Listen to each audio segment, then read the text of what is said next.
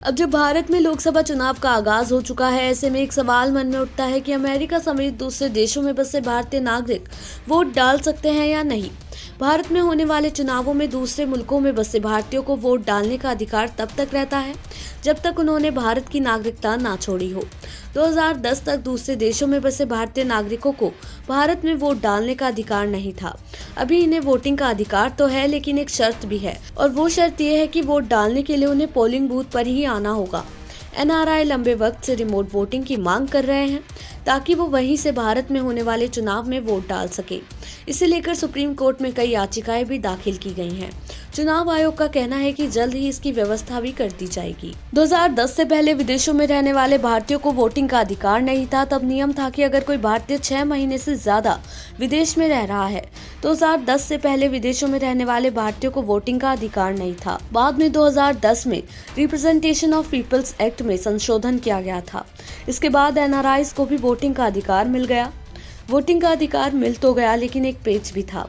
RP act की धारा 20A के मुताबिक वोट डालने के लिए पोलिंग स्टेशन आना होगा, यानी एनआरआईज वोट तो डाल सकते हैं लेकिन पोलिंग बूथ में आकर। इस वजह से ज्यादातर एनआरआईज वोट देने से वंचित रह जाते हैं। पढ़ाई, नौकरी या किसी और सिलसिले में विदेश में रह रहे भारतीय नागरिक वोटर लिस्ट में अपना नाम दर्ज करवा सकते हैं। 18 साल से ऊपर का कोई भी एनआरआई फॉर्म 6A भरकर ऐसा कर सकता है।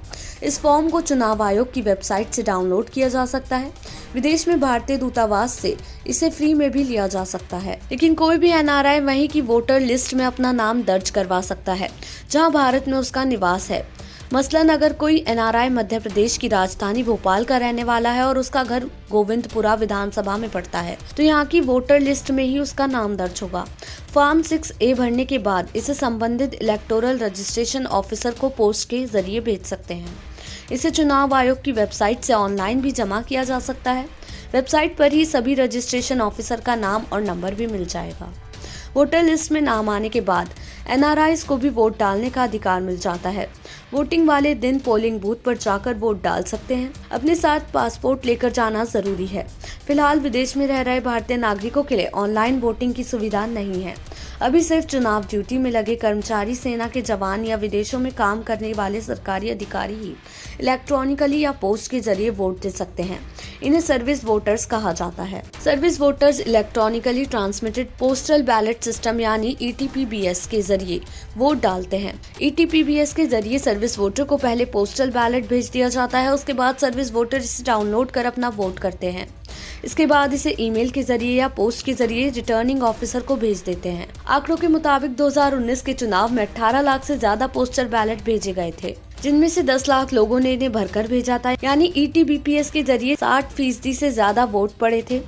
चुनाव आयोग और सरकार एनआरआईज के लिए भी ऐसी ही सुविधा शुरू करने पर काम कर रही है।